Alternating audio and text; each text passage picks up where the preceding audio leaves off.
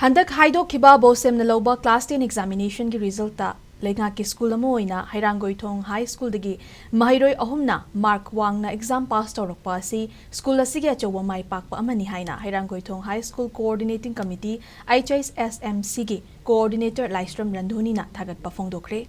committee asina sinduna Hairangoi-thong High School da pangthokiba school asigi mark wangna phanglakraba maheiroi sing taramna okpagi thoramga mari leinana Laistram Randhoni na makha taraduna Handaki bosemna loba SSLC exam asida school asigi maheiroi singna mark wangna fanglakpa haiba si school asigi mai pakpa amadi chokthok chaningai ni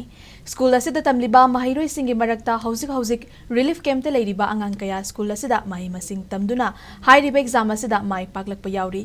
masipumna magasi school asigi oja singi chawraba contribution ani lenga ki school amo oina lengak na ningthina yengsin bidraba school asidagi afaba maheiroi kaya puthokna ba honabada achobo thodang loriba staff singna su makhatana afaba maheiroi puthokna ba honabiu school asigi fencing matik chana leitabana school asidagi pochei kaya huran ba leikhre hairiba sing asi school management gi maikai dagi yengsin binaba wafam phongdokhi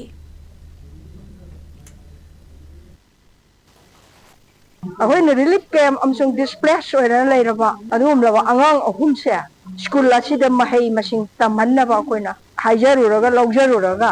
school sida mahei masing tamanlei adu Jasing su angak ba phangna moi thawai yauna hona ba galoina angang sing su pai oja amana mayum da thamaga pija pithak tawdana mana masa dona even mana tawrise khara khangak taba saji yawa ba school ge oja sing da tongana ga laik tamandana namna thawai yauna mana hona ba akoina su angam ba mateng je pangdana even tongan bo oja sing matam da kauraga moi da laik ta ali adu da akoina yam phajana hona gibana ngasi mai pakpani hona ba yawa hona raga ngasi gi phibam ji yorokba adu mai pak pagi thoram ne khoi nuju pangthok leba thoram se Thoram ga mari leinana Directorate of Education as Imphal West ki DI Zone 1 Meeni Sinam na phongdokhibada government school ama soiriba Hairangoi-thong High School Management Committee gi maheiroi singna handak pangthokiba SSLC exam da mark wangna phangduna school asigi mingchat purakpa ngamliba si maheiroi sing asi bu Takpi-tambiriba Oja singgi kathokpa amadi maheiroi singgi hotnajaman-gi maheinani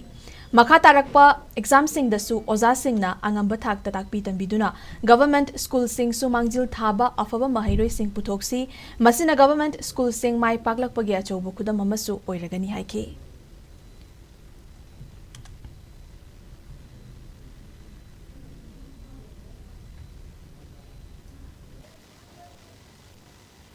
Pastor Oposida, when a Tazagiba, hard work, dedication, amasung magi devotion, determination, punamaku, ay na appreciation ujeri, aduga behind their success,